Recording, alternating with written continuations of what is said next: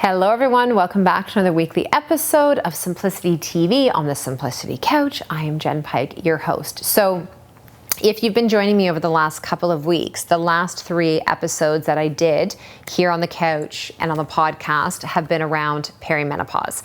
And now we're shifting the next 2 weeks and the 2 episodes to talk about cycle awareness and cycle syncing. So today we're going to focus on what is cycle awareness and why is this so important. So if you've been following me since, let's say, 2017, you'll know that I have been talking a lot about moving your body according to the phase of your cycle that you're in, or the moon, the lunar cycle, nourishing your body according to that. And really just that when we can understand that you as a woman, you are never the same, right? We're not men where we have this repetitive 24-hour cycle, same in, same out. It is changing all the time for us. We have times of the month where we have a flux of hormones and estrogen and testosterone on climbing. We have one time of the month where we are releasing an abundance of progesterone when we ovulate. We have dips in the month that is going to let the body know it's time to get the uterine lining ready to shed. And with all of those hormone changes come energy changes and mood changes and skin changes and sleep changes and appetite changes and craving changes and all of that. So for me, what I love so much about cyclical awareness is that when you are aware of what your body is going through and what you can expect, it can change everything for you. I mean, how many of you grew up as a teenager or, maybe a woman into your 20s, 30s, 40s, where you had no idea when your period was going to come? It just dropped out of thin air. Or you would start to notice things like you were super cranky, your boobs grew a size, you had major cravings, your sleep was off, your bowels were off, you couldn't quite figure out why, and then you'd wake up the next day and your period would start and you'd be like, oh, now it all makes sense. So what if there was a way that you could actually, in a sense, predict what was going to come? Well, there is that. It's called cycle awareness, and it starts with tracking. So the most important part when you're doing this is to start to track. So there's a ton of different apps. Honestly, I've looked at a lot of them. They're very sophisticated, some of them. Some of them can really tie in, like Wild AI is one that ties in your movement into it. I've used the same one now since 2014. I have data from called Period Tracker. I use the Period Tracker Deluxe, and it's simple. My whole brand is simplicity. I like simple. For me, what I'm looking at is tracking when I get my period, the length of my period, the quality of my period, and then the signs and the symptoms throughout the month. So did I break out? Did my back hurt? Did I have water retention? Did I get a headache? Was I bloated? Those types of things. And you don't have to get super granular with it. In the beginning, it's great if you can just actually pinpoint when did your period start and when did your period end.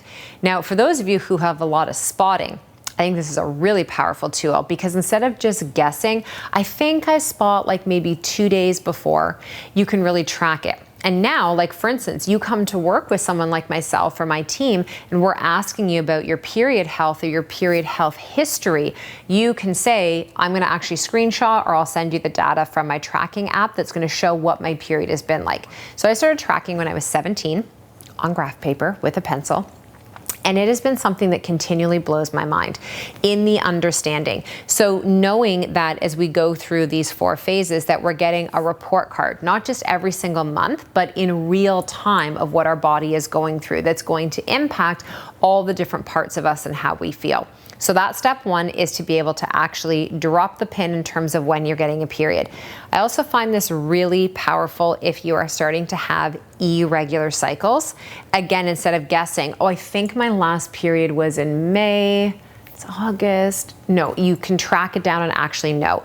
Because again, for me, if you're gonna come and work with us or any practitioner, we wanna run certain tests. Having this lineage, having this information, really helps us to be able to tell you this would be the best time for you to test based on that. Also, for a lot of the women that we work with who are struggling with fertility issues, appropriate tracking, testing, timing, all of that is really important.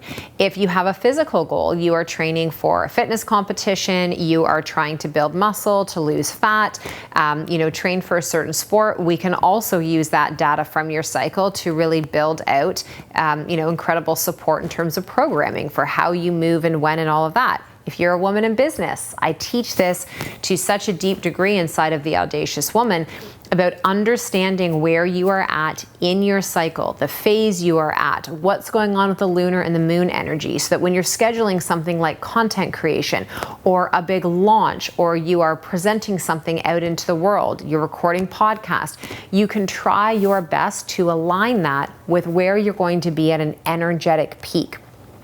I can tell you, because it has happened so many times where I've booked things really far in advance, and lo and behold, my period will be here. And that's not the energetic peak of when we want to show up. Our brain isn't even functioning at its best capacity at that period of time. So what if, instead of looking at the annual calendar, the business calendar, the family calendar, we just went and kind of aimlessly plugged things in? If you could look at your data, and this is helpful when things are regular, and know, okay, this would be the best time for that, or this and the other.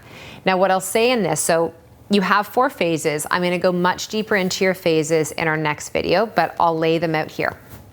Physically in your body, you will go through 4 phases every single month as a woman who still has a bleed. So you still have your period, not a chemically induced period where you're on the pill or anything like that, but you have a bleed, okay?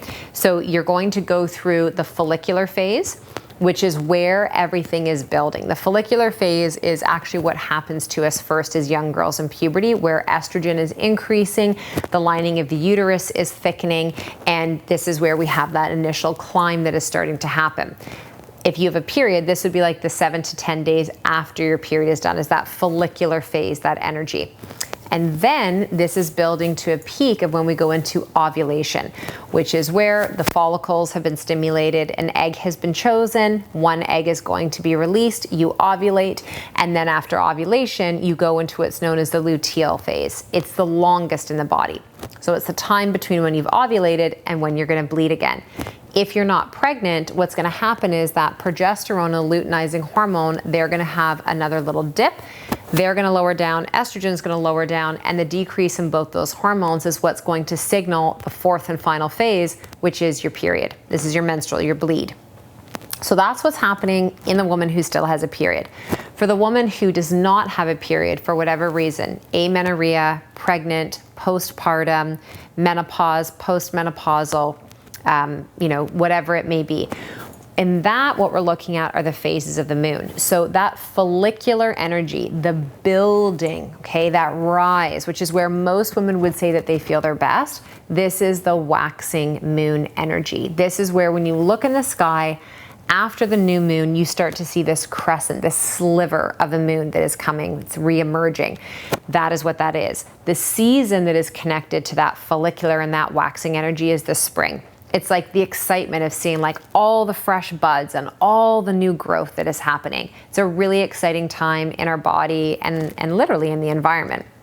And then when we go into that ovulatory energy, that's the full moon. As we sit here and record this today, I think it's August 9th, maybe the 10th. I'm at a loss for days right now, but we are on the precipice of the next full moon.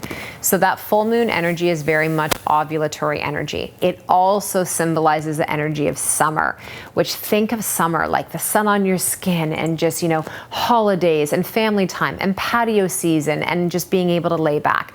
It's a really like, look at me, this is joyous type of energy. So again, when you look at that, you can start to align things in your calendar and in your life kind of based around that time. It's your shortest phase. Doesn't mean that everything has to happen within 48 hours in your life, but just knowing that attunement to your body. The 3rd phase, which is that luteal phase, the longest, this is the waning moon. So remember I was saying with the waxing, how you start to see the crescent, and then the crescent becomes bigger, and then all of a sudden you look in the sky and you see the half moon, and then before you know it, you're at the 3/4. And so this is the waning moon. After we've had the full moon and then you start to see the crescent go on the other side. This is the waning moon. It's where now that full bloom is starting to shrink and move towards that new moon energy. This is my favorite phase. I love it. It is energetically the season of the fall or the autumn. It is a beautiful period of time in our body as women where we get a lot of clarity.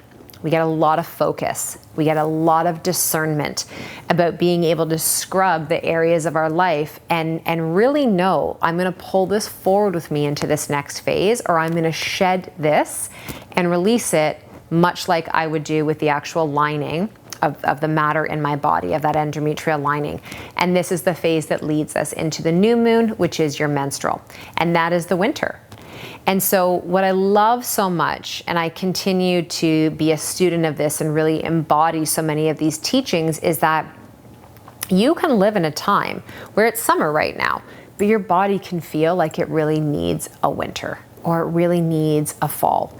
Depending on where you are at in your menstrual cycle or energetically in your life or the moon, you have the ability to oscillate in that energy. So it's not true that we live in a Monday to Friday, 9 to 5, 40-hour work week, or a Saturday and Sunday are the only period of time that you have the rest and the rejuvenation. As women, you have complete autonomy and creative ability to shift this based on where you're at in your body. And I think that's the thing that is most exciting when you teach a woman. And like my daughter is 16 and she is already very aware because she has been tracking since she was 13 and got her cycle. She knows when her cycle is coming. She's now able to understand and pattern like, oh, my cycle is 10 days out. I'm noticing my mood is like this or my sleep is like this. And then for her, she's like, I'm going to take my evening primrose now. I'm going to make sure I, get my magnesium, my B's in. And it's, 3 years later, being able to pick up on these things because we're recording it every month. And so it's not just for us women that are in our 30s, 40s, and so on. It's for our younger generation. This is your 5th vital sign year period. It is valuable information. And it is literally that which we can take and understand more about our health and what is going on. So I can't stress enough how important it is to start to track and understand. And you really need to give yourself, previously I would have said 3 to 4 months, which is about a season. I honestly, it's a year. You need to go through a full seasonal year of tracking and understanding, because I don't have to tell you this, so much can change.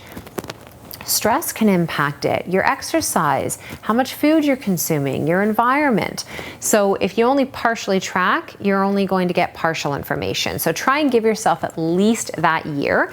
And any questions you have at any time, I always love to connect over on Instagram in my DMs. If you're listening to the podcast here, even on YouTube, go and join our free Facebook community, the Simplicity Sessions community. I've been fairly quiet in there in the last year as life has been unwinding, but coming into the fall in 2023, there's definitely more activity that's happening there. And that's a great place to connect with us about your questions. So join me back next week and next episode where we talk more about cycle syncing. And for today, wishing you all more simplicity and more ease in all that you do.